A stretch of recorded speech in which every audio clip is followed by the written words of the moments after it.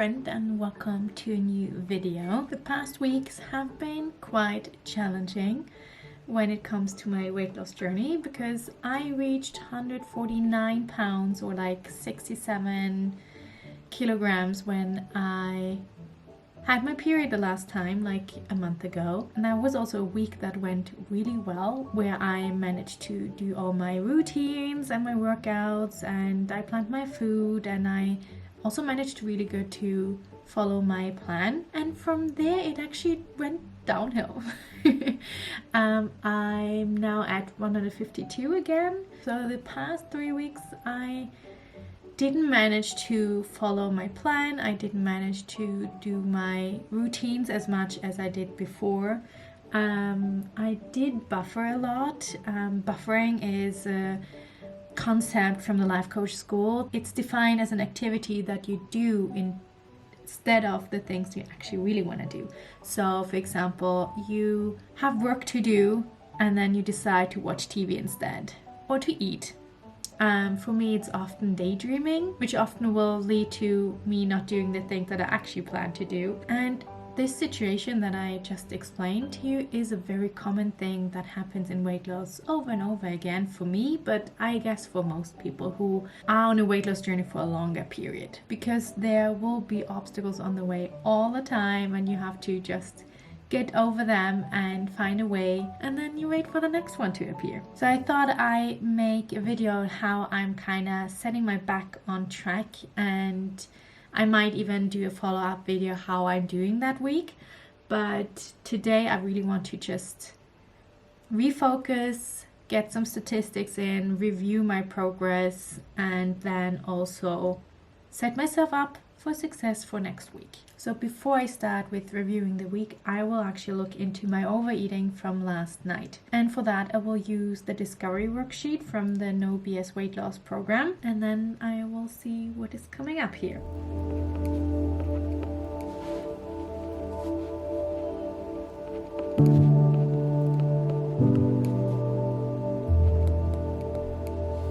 Okay, the worksheet asks me, this is what I ate. I ate a half portion of a carbonara, a focaccia that was coming with the carbonara, which I didn't know about, and a focaccia asada with aioli. And that was a bit too much. This is where I ate. I was at Olivia and I ate at 7 p.m. The reasons I ate: it tasted good.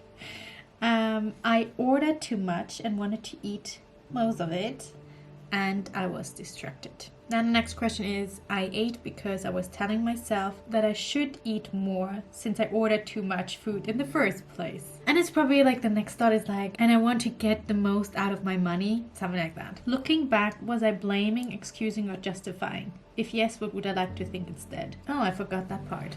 I was justifying that my friends were still eating, and that I should eat what's on my plate. What patterns am I noticing? I think like one pattern is definitely that I find it hard to connect with my body when I'm eating out, because I'm so into the conversation and there's so much happening around me and it's loud, and I find it really difficult to tune into my body and feel when I'm satisfied. So my usual strategy is to order a small dish, or like at Olivia, I know what I usually order because I know this is a portion that doesn't fill me up too much. But this time I decided to order more food because I wanted to take something home and have that for today.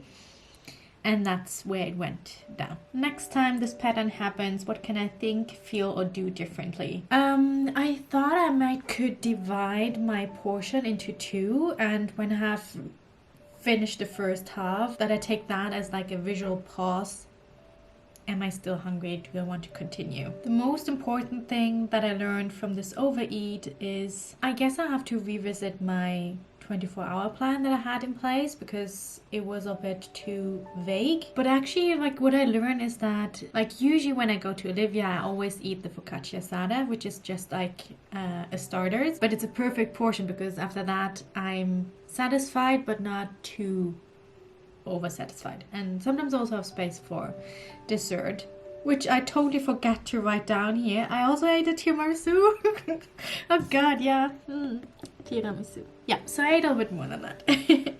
So I think next time, if I want to order more because I want to have leftovers for the next day, I will just order a carbonara because that will be enough. And then I eat half of it, and then I think this works really well. So I guess I will just try that next time. So that was my first step. What I think is really important in doing like a review of your overeat is that you not beat yourself up for it. And I think it's important to change your mindset around it.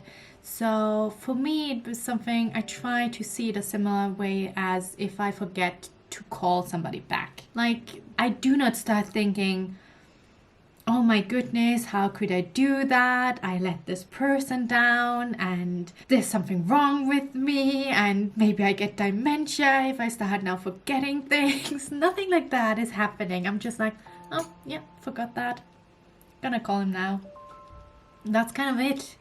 And I try to apply the same thing for my overeats. I wouldn't say that it always works, but it got better over time. And this is something I really encourage you to work on if that is something. Because beating yourself up will not get you anywhere. Because if you are in such a negative mindset, why would you want to continue? Why would you want to stay committed when it gets hard?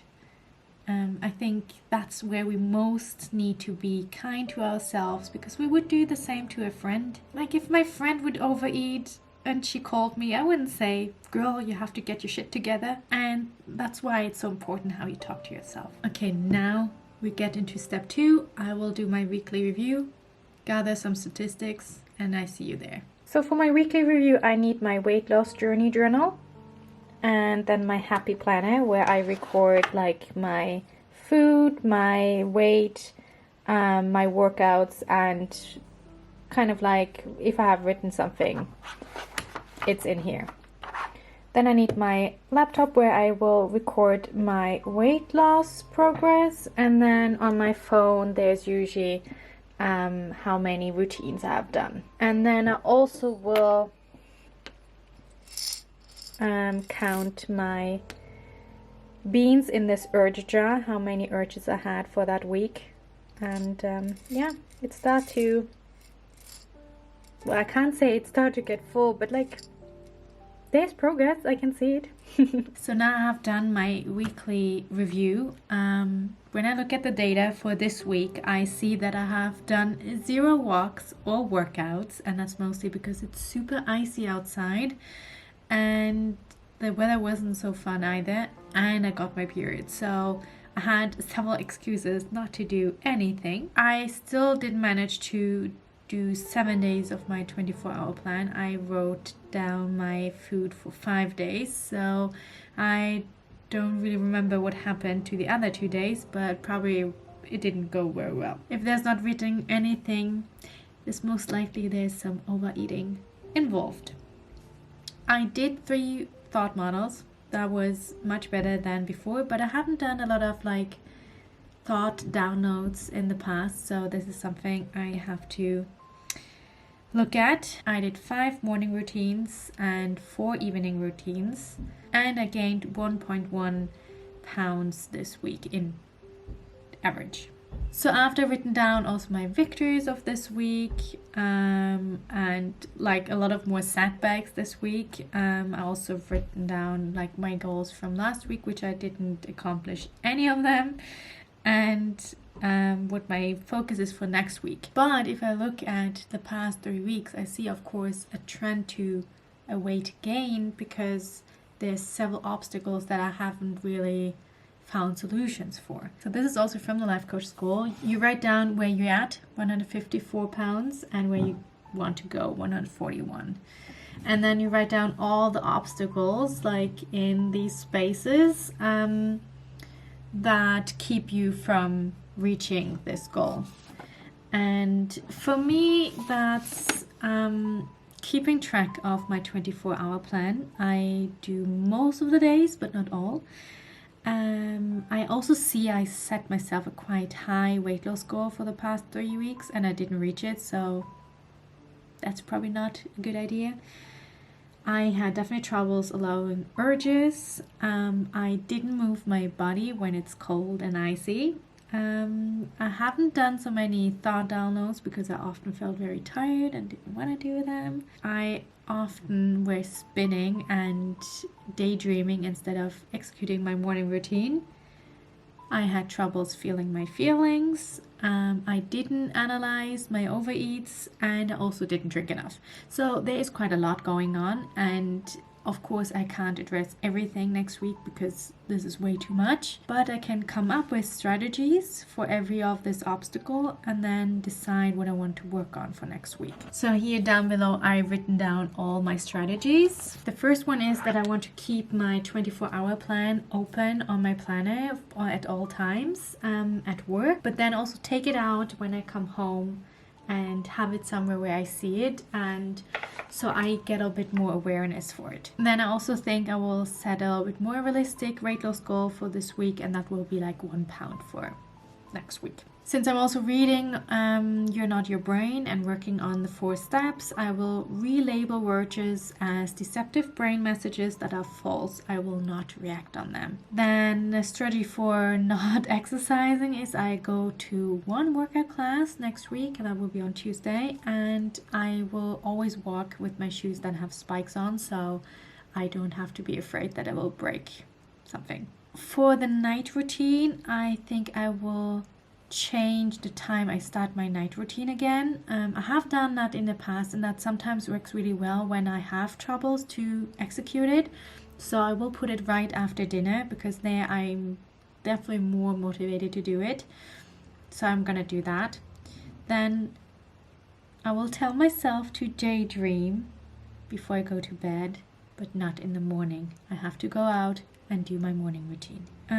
For feeling my feelings, I definitely want to do a new Feel Your Feelings week. I think it's definitely time for that, but this is also an app that sends me reminders, and at the moment I have reminders for drinking enough water, so I think this is nothing I want to do next week, but like in like 2 or 3 weeks I can work on that strategy. Then for the overeats, I have my discovery worksheet, and I just have to have it in my planner, which I have now, so I can use it as soon as I have done an overeat, so I can work through that. And then for not drinking enough water, I have a drinking water reminder app at the moment. I have to remember to actually follow it and writing down when I have drunk something. And I think it's important that I do drink 1 glass of water in the morning and when I come home, and that gives me already like half of what I have to drink. And I think for this week I will work on keeping my 24-hour plan open, plan for 1 workout this week,